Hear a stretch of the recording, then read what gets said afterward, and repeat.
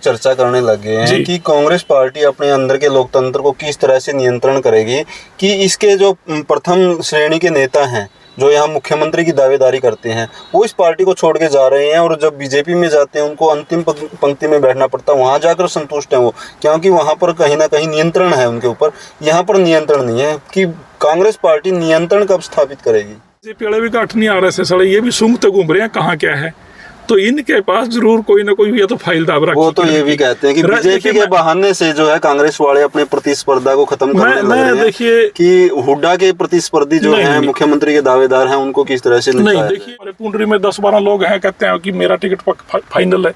भाई जिसपे कोई अपने मुंह से ही तो बोलना जी, पार्टी के लिए आपने क्या किया इस बारे में कोई नहीं बताएगा कि मैंने पार्टी के लिए क्या काम किया। हर पार का नारा है कांग्रेस पार्टी का, चौपाल पे चर्चाएं होती हैं गांव में कि कांग्रेस पार्टी ये चाह रही है कि अब की बार ज्यादा सीटें नहीं आएगी, उनकी सरकार तो आ जाएगी, सीटें ज्यादा होंगी तो कहीं ना कहीं गड़बड़ रहोगी उनके अंदर। रणदीप के खिलाफ फील्डिंग जमाई जा रही है कि रणदीप को किस तरह से निपटाया जाए, किस तरह से इसको आगामी विधानसभा चुनाव में हराया जाए। ये देखिए बीजेपी का IT सेल करता है, कैथल में रणदीप अपने बेटे के लिए, जयप्रकाश अपने बेटे के लिए प्रयास कर रहे हैं, क्या कहोगे? साथियों, आज हमारे साथ हैं भारतीय राष्ट्रीय कांग्रेस के प्रदेश प्रवक्ता श्री सुरेश रोड जी पवनाव से, और पुंडरी हल्के से कहें कि कांग्रेस पार्टी की टिकट के एक मजबूत दावेदार भी हैं। कल को ये ना कहियो कि इनको टिकट मिल गई और हमने तो पता नहीं था, इसके बारे में तो कोई चर्चा नहीं हुई, क्योंकि ये अच्छी पकड़ रखते हैं कांग्रेस पार्टी में।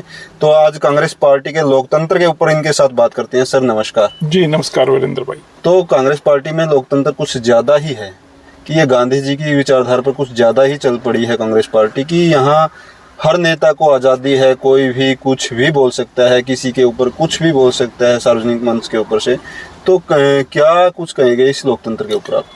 वीरेंद्र भाई देखिए, किसी भी पार्टी में लोकतंत्र होना कोई बुरी बात नहीं है, ये अच्छी बात है।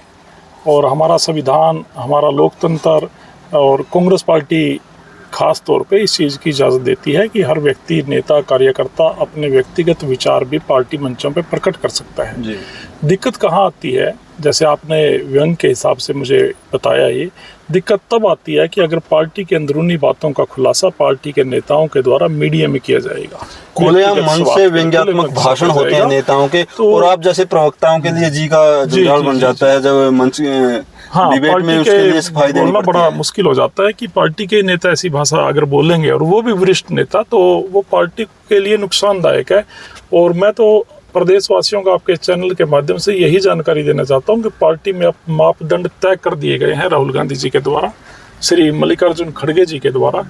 और अब अगर पार्टी प्लेटफॉर्म से बाहर कोई भी नेता, चाहे वो कितना बड़ा क्यों ना हो, पार्टी के प्रति अनुशासनहीनता दिखाएगा तो पार्टी उस पे लोकसभा चुनाव के तुरंत बाद जी उधर से SR के गुट की ओर से, भले ही SR के कट चुका है अभी, लेकिन शैलजा ने खुले मन से कहा है कि कहीं ना कहीं सहयोग नहीं हुआ है उनका, और जो टिकटों का आवंटन हुआ है वो भी एक व्यक्ति के विशेष के प्रभाव से हुआ है।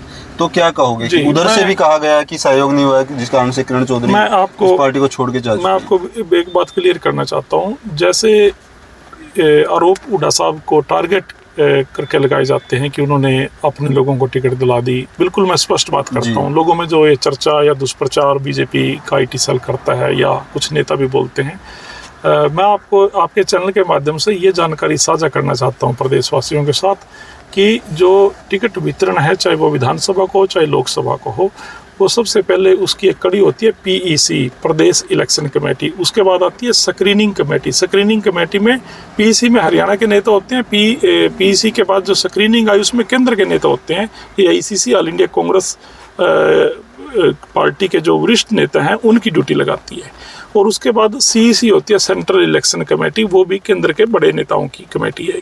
तो हुड्डा साहब के ऊपर उंगली उठाना, आरोप लगाना, ये बिल्कुल निराधार चीज है। भूपेंद्र हुड्डा के मन से भी जयप्रकाश हैं, खुले मन से बोलते हैं, आरोप भी लगाते हैं कि व्यंग्यात्मक भाषण देते हैं, चाहे सुरजेवाला हो उन पर भी आरोप लगाते हैं। शैलजा, देखिए इसके विषय में जा चुके हैं उनको ऊपर। इसके विषय में तो मैं एक ही बात कहूँगा, कोई भी नेता हो, किसी भी बड़े नेता का समर्थक हो, अनुशासन उन नेताओं के लिए भी इतना ही जरूरी है जितना पार्टी के लिए है।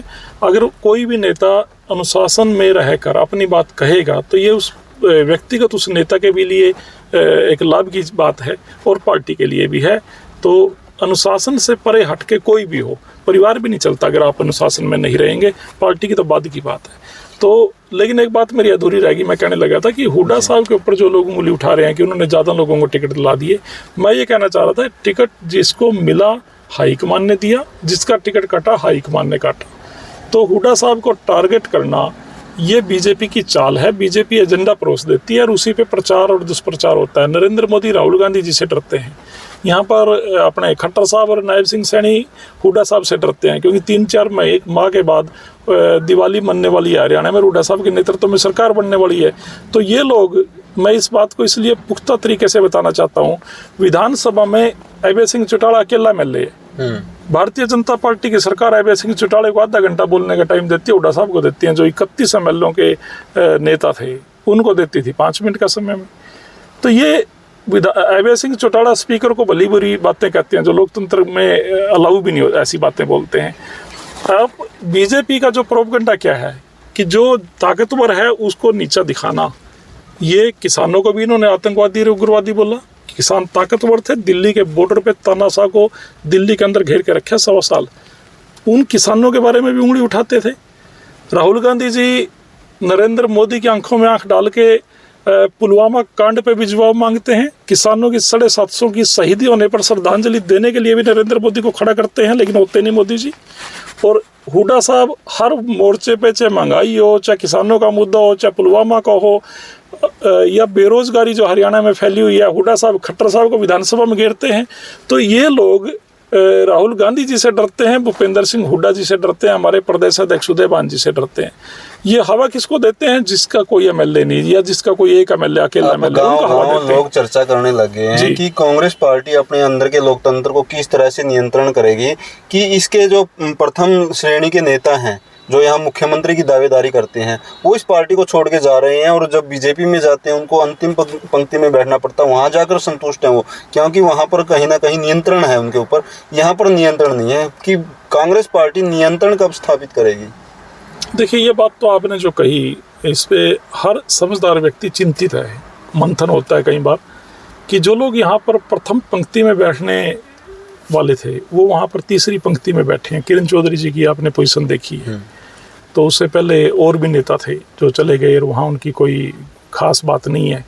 तो ये बात समझ में नहीं आती कि वहाँ जाके इनकी मुख्यमंत्री की जो बात थी या इनकी इच्छा थी वो कैसे ख़त्म हो जाती है। या तो फिर इनके पास, इनके ऊपर इतना दबाव है बीजेपी का कि इनको वही रास्ता जैसे नवीन जिंदल के प्रति बीजेपी ने दिखाया, कुलदीप बिश्नोई के साथ ऐसा ही हुआ। तो हो सकता है कि इनको कहा गया होगा या तो भाई जेल में जाना पड़ेगा ईडी की इंक्वायरी, या चुपचाप बैठ जाओ तीसरी चौथी रो में, फिर तो चाहे मीटिंग से बाहर ही बिठा दो, दरवाज़ा बंद कर दो, और आप मीटिंग बीजेपी के अंदर है, ये बाहर बैठेंगे कि दरवाजे के बंद के दरवाजे के अंदर से ही सुननी है तुमने इनको, वो भी कबूल होगा। क्योंकि मेरे को ये लगता है अगर दबाव नहीं है वीरेंद्र भाई, तो एकदम इच्छा कैसे ख़त्म हो जाती है किसी की। ये तो कोई दवाई हो, या तो इनके पास भाई दवाई, 1 चम्मच दिया दवाई का और वो मुख्यमंत्री की इच्छा खत्म होगी, या तो इनके पास कोई ऐसा नुस्खा है, ये हमारे को तो बताएंगे नहीं कांग्रेसियों को। ये पत्रकार साथी आप पूछ सको ना, लोगों को ये भी भैया मुख्यमंत्री मारने की दवाई जैसे चूहे मारने की दवाई है, ये भावी चीफ मिनिस्टर खत्म करने की दवाई आप कहाँ से ले यार, कौन सी है वो? या तो आप पूछो ये बात बीजेपी वालों को। नहीं, मुझे ये लगता है कि ईडी CBI, बेशक कोई नेता कांग्रेस छोड़ के बीजेपी में गए, अपने मुंह से ना बोले, बीजेपी के लोग क्यों बोलेंगे? या तो इनका कोई ऐसा दबाव है। किरण चौधरी जी भी देखिए एक सामान्य नेता नहीं है, विवादों से भी उनका पुराना वास्ता रहा है, पाला पड़ता रहा है, बहुत बड़ी उद्योगपति भी हैं, शिपिंग और बरनी बंदरगाहों पे क्या क्या बिजनेस हैं। तो कहीं ना कहीं ये, और ये बीजेपी वाले भी काट नहीं आ रहे थे, ये भी सूंघते घूम रहे हैं कहाँ क्या है। तो इनके पास जरूर कोई ना कोई या तो फाइल दाब रखी। वो तो ये भी कहते हैं कि बीजेपी के बहाने से जो है कांग्रेस वाले अपने प्रतिस्पर्धा को खत्म करने लग रहे हैं। देखिए कि हुड्डा के प्रतिस्पर्धी जो हैं, मुख्यमंत्री के दावेदार हैं, उनको किस तरह से नहीं, देखिए हुड्डा साहब के जो प्रतिद्वंदी की बात है, अपने मुंह से कहने से कोई कुछ नहीं बन सकता। विधायकों की राय, जो चुनकर विधायक आएंगे हरियाणा विधानसभा में आगामी, उसमें 70 विधायक आए, 75 आए, जितने भी आएंगे, 70 से तो ऊपर आएंगे, जो मेरा मानना, मैं आपके चैनल के माध्यम से आज ये बात अपने विरोधियों को बताना चाहता हूँ, बीजेपी को, उन विधायकों की राय पर पार्टी हाईकमान ने फैसला लेना मुख्यमंत्री कौन बनेगा। तो अपने मुंह से तो कहते रहो, वैसे तो हमारे पुंडरी में 10-12 लोग हैं कहते हैं कि मेरा टिकट फाइनल है। भाई जिस पे कोई अपने मुंह से ही तो बोलना जी। पार्टी के लिए आपने क्या किया इस बारे में कोई नहीं बताएगा कि मैंने पार्टी के लिए क्या काम किया, समाज के लिए क्या काम किया इस बारे में कोई नहीं बताएगा। आप सिर्फ कि मैं मुख्यमंत्री बनना चाहती हूँ, किरण जी भी यही कहती थी। ऐसे तो हर गांव में 2-4 ऐसे आदमी मिल जाएंगे जो कहते हैं अगला सरपंच मैं हूँ, चाहे वो तो एक परमानेंट सरपंच हो गए ना, वो एक्स होते कभी, क्योंकि वो तो भाभी हैं, मतलब कभी भी बन सकते हैं। आपने तो कहा कि 70 पार का नारा है कांग्रेस पार्टी का। चौपाल पे चर्चाएं होती हैं गांव में कि कांग्रेस पार्टी ये चाह रही है कि अब की बार ज्यादा सीटें नहीं आएगी, उनकी सरकार तो आ जाएगी, सीटें ज्यादा होंगी तो कहीं ना कहीं गड़बड़ रहोगी उनके अंदर, कि भूपेंद्र सिंह अगर हुड्डा को मुख्यमंत्री बनाना है तो 50 से कम सीटों पे ही कंट्रोल करना होगा, 50 के आसपास। मैं क्या इस बात को सिरे से खारिज हराने के लिए अब की बार प्रयास करेगी? मैं इस बात को सिरे से खारिज करता हूँ और इस तरीके से मैं इस बात को आपको क्लियर करना चाहता हूँ, आपके दर्शकों को। एक बात ये सोचने की है कि भूपेंद्र सिंह हुड्डा जी को नेता प्रतिपक्ष विधायकों की इच्छा अनुसार, विधायकों की राय से पार्टी हाईकमान राहुल गांधी जी, श्री खड़गे जी ने तो बनाया है। जो ये भावी मुख्यमंत्री हैं इन्होंने तो नहीं बनाया। चौधरी उदय भान जी को हरियाणा पार्टी का प्रदेशाध्यक्ष पार्टी हाईकमान ने ही तो मनोनीत किया है। जिस पार्टी हाईकमान ने मुख्यमंत्री का चयन करना राहुल गांधी जी या खड़गे जी ने, उसी पार्टी हाईकमान ने, उन्हीं पार्टी के सर्वोच्च नेताओं ने, जननायक राहुल गांधी जी ने हरियाणा में मुख्यमंत्री पद का फैसला करना विधायकों की राय पे। अगर कोई अन्य नेता इतना सक्षम हो कि वो मुख्यमंत्री बन सकता है तो उनको प्रदेश में कोई जिम्मेदारी राहुल गांधी जी दे सकते थे। अगर लोग तो ये भी चर्चा करते हैं कि एसकार के में से के तो काट दिया, अब आर की फील्डिंग बना दी है कि रणदीप के खिलाफ फील्डिंग जमाई जा रही है कि रणदीप को किस तरह से निपटाया जाए, किस तरह से इसको आगामी विधानसभा चुनाव में हराया जाए। ये देखिए बीजेपी का IT सेल करता है। मैं वीरेंद्र जी आपको बड़ी साफ बात बताता हूँ। रणदीप सुरजेवाला जी पार्टी के वरिष्ठ नेता हैं, ऑल इंडिया यूथ कांग्रेस के राष्ट्रीय अध्यक्ष रहे हैं कभी, और अभी भी वो राष्ट्रीय महासचिव हैं और प्रभारी हैं। तो रणदीप सुरजेवाला जी हरियाणा में भी कांग्रेस के अभिन्न अंग हैं, और जो भी पार्टी की मीटिंग AICC में हाईकमान जब भी बुलाता है, रणदीप सुरजेवाला जी और शैलजा जी, वो भी समकक्ष क्या सुरजेवाला जी से भी सीनियर हैं, वो राष्ट्रीय महासचिव भी हैं, प्रभारी भी हैं, CWC की मेंबर भी हैं और वरिष्ठ भी हैं। तो सभी नेता, चाहे शैलजा जी हों चाहे सुरजेवाला जी हों, पार्टी के साथ खड़े हैं। और हुड्डा साहब हों या उदय भान जी हों, जब भी पार्टी हाईकमान कोई मीटिंग बुलाता है तो सारे नेता एक होते हैं। व्यक्तिगत किसी के विचार अलग हो सकते हैं, लेकिन पार्टी मंच पर AICC में सब नेता हमारे एक हैं, AICC के आदेश पे। तो कोई निपटाने की ऐसी बातें रामविलास शर्मा जी करते थे, ये बीजेपी का प्रोपगंडा है। और रणदीप सुरजेवाला जी तो राज्यसभा के मेंबर, देखिए पार्टी ने बनाया, इतना सम्मान उनको दिया है। पार्टी को परिवारवाद का भी आरोप लगता है कि पार्टी परिवारवाद के कारण से पिछड़ी है ये इतना ज्यादा। नहीं, अब किरण चौधरी जी की ना बेटी को टिकट दिया, चौधरी वीरेंद्र सिंह जी चलो बीच में बीजेपी में सैर सपाटा करने चले गए थे, आ गए वापिस, उनके बेटे सांसद थे और पार्टी ने बिल्कुल टिकट नहीं दिया। कैथल में रणदीप अपने बेटे के लिए, जयप्रकाश अपने बेटे के लिए प्रयास कर रहे हैं, क्या कहोगे? हर नेता चाहता है कि उनका बेटा भी या बेटी भी आगे उसी फील्ड में आए जिसमें डॉक्टर का बेटा डॉक्टर बनना चाहता है, या डॉक्टर भी चाहता है कि मेरा बेटा मेरी लाइन को आगे बढ़ाए। ये कोई, इसमें कोई आप ये नहीं कह सकते कि वो इच्छा प्रकट नहीं कर सकते। लेकिन पार्टी हाईकमान जो है, पार्टी हाईकमान इस मामले में बहुत सचेत है। परिवारवाद का सीधा वो नहीं चलेगा पार्टी में। मैं बिल्कुल साफ आपको जानकारी देना चाह रहा हूँ। पैरामीटर्स जो मिनिमम एलिजिबिलिटी क्राइटेरिया है किसी भी उम्मीदवार को, कोई भी उम्मीदवार 90 के 90 आने वाले विधानसभाओं में इसलिए टिकट लेकर मैदान में नहीं आएगा कि ये फलां बड़े नेता का बेटा है जी। जैसे पुलिस भर्ती में खड़े होने के लिए 10वीं पास होना चाहिए, तो 10वीं होना चाहिए। बीजेपी वाले की तरह नकली डिग्री मान लेते हैं कि परिवारवाद पर नियंत्रण रखेगी कांग्रेस, लेकिन हरियाणा के अंदर जो है जातीय समीकरण है, कहीं ना कहीं इनको ध्यान रखना बहुत जरूरी होता है। जातीय समीकरणों को नकारा नहीं जा सकता। तो पुंडरी हल्के की बात करें जी, तो आपको क्या लगता है कि रोड बरादरी जो है सबसे ज्यादा पुंडरी हल्के में है? अब चर्चाएं शुरू हो चुकी हैं कि पुंडरी हल्के में कांग्रेस की टिकट हो सकती है रोड बरादरी के अंदर। क्या मानते हो आप इसके बारे में? देखिए, जातियों को देखकर पुंडरी में देखिए, हरियाणा में सबसे रोड बहुल जो कॉन्स्टिट्यूएंसी है असेंबली की, वो पुंडरी है जी। लोकसभा में करनाल का नंबर पहले नंबर पे आता है। करनाल लोकसभा में 2 लाख से ऊपर वोट हैं, 230 के आसपास है, 2,30,000। और पुंडरी में लगभग 50,000 वोट विधानसभा में आता है। दूसरे नंबर पे नीलोखेड़ी है जो 45,000 से ऊपर वोट हैं जी। पूंडरी के बाद। तीसरे नंबर पे आसंद और चौथे नंबर पे थानेसर आती है। पांचवें पे घरोंडा, छठे पे इंद्री है। जी। मेन मैंने 6 कॉन्स्टिट्यूएंसी ले ली 12 में से। तो मैं आपको ये बताना चाहता हूँ पूंडरी के बाद नीलोखेड़ी कॉन्स्टिट्यूएंसी जो नंबर 2 पे है वो रिजर्व है। वहाँ पर रोड कम्युनिटी के, क्योंकि हम सामान्य कैटेगरी में आते हैं, टिकट नहीं मिल सकता।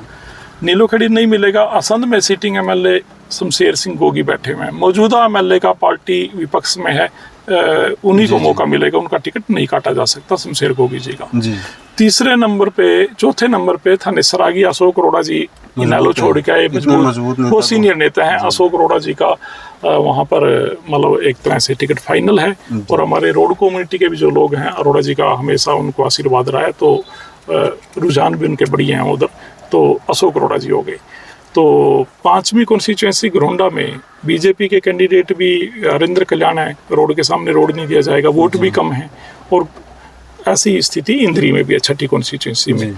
तो मेरा कहने का मतलब है कि अगर हम 10,000 से लेकर 50,000 वोट तक की 6 कॉन्स्टिट्यूएंसी में देखें तो पूंडरी एकमात्र ऐसी सीट है जो रोड कम्युनिटी को दी जा सकती है, जो खाली है और जो रोड बहुल भी है।